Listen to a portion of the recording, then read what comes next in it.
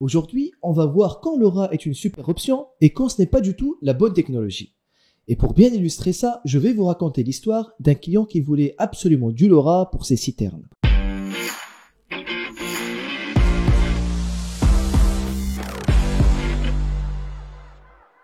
Alors, pourquoi opter pour LoRa? C'est la technologie IoT par excellence pour plusieurs cas de figure.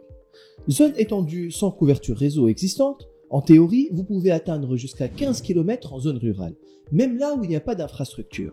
Densité d'objets élevée, une seule passerelle peut gérer jusqu'à 10 000 capteurs. Autonomie énergétique record, certains capteurs fonctionnent jusqu'à 10 ans sur une seule batterie, limitant ainsi les interventions de maintenance. Dans l'agriculture, imaginez déployer 200 capteurs d'humidité sur 100 hectares. Avec LoRa, vous n'avez besoin que d'une passerelle, ce qui réduit drastiquement les coûts et la maintenance par rapport à une solution 4G ou 5G qui nécessiterait 200 abonnements et des changements de batterie réguliers. Mais attention, LoRa n'est pas une solution universelle. Voici un cas où il faut l'éviter. Un client voulait surveiller 7 citernes, 2 sur site, 3 à 50 km et 2 à 100 km. Il insistait pour du LoRa. Le problème, aucune couverture LoRa publique dans la zone. Installer des gateways privés pour 2 ou 3 capteurs, un non-sens économique. Notre recommandation, basculer sur le cellulaire.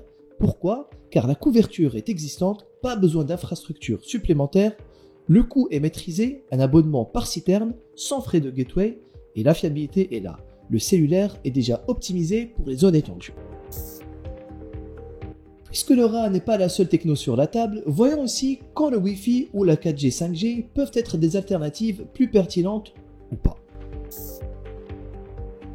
Vous êtes dans un environnement intérieur, usine, bureau ou atelier, vous disposez déjà d'un réseau Wi-Fi fiable sur place, vos capteurs ont besoin de débit élevé ou de latence faible.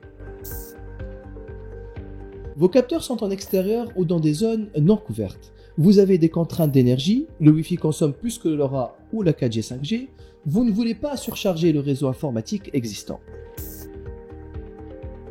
Vos capteurs sont dispersés sur plusieurs sites ou en mobilité. Il n'y a aucune infrastructure réseau locale, vous avez besoin d'un déploiement rapide sans installer de gateway.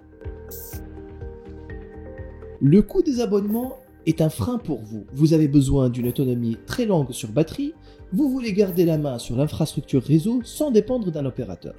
Au final, LoRa, Wi-Fi ou cellulaire, comme vous le voyez, tout dépend de votre cas concret. Et c'est là que 75% des entreprises se plantent. LoRa est une technologie révolutionnaire, certes, mais ce n'est pas une baguette magique.